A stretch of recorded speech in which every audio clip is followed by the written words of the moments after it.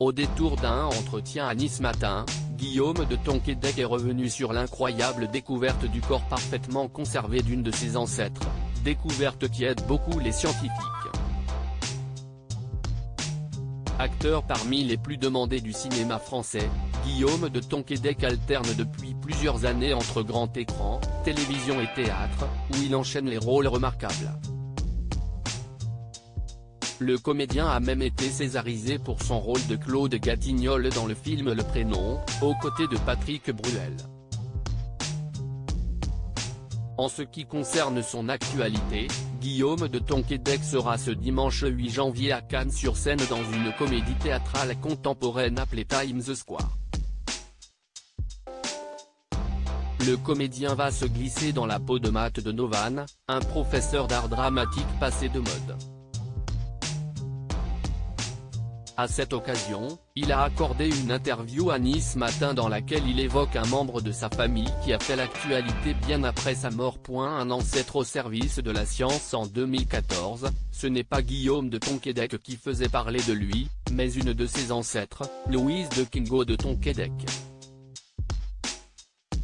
Bien malgré elle, la pauvre. On a découvert son corps, qui avait été enterré à Rennes au XVIIe siècle, dans un état de conservation parfait. Ses chairs étaient encore molles, ce qui paraît invraisemblable et incroyable.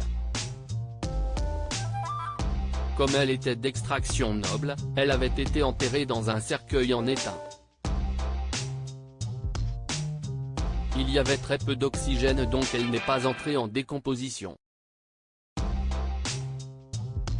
Une découverte essentielle, devenue un objet d'étude. Au-delà de l'anecdote familiale, elle permet de faire avancer la science. Et, au travers de l'étude des vêtements qu'elle portait, de mieux comprendre les traditions, raconte le comédien dans les colonnes de Nice Matin.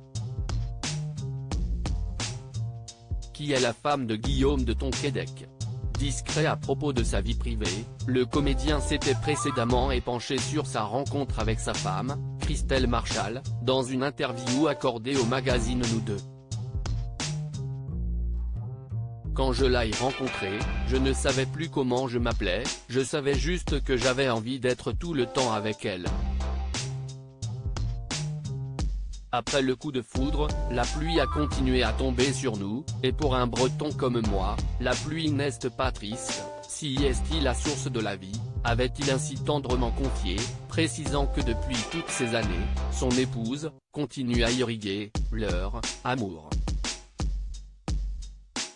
À lire aussi Fais pas ci fais pas ça, France 2, la série culte avec Guillaume de Tonquédec et Valérie Bonneton est-elle vraiment finie ?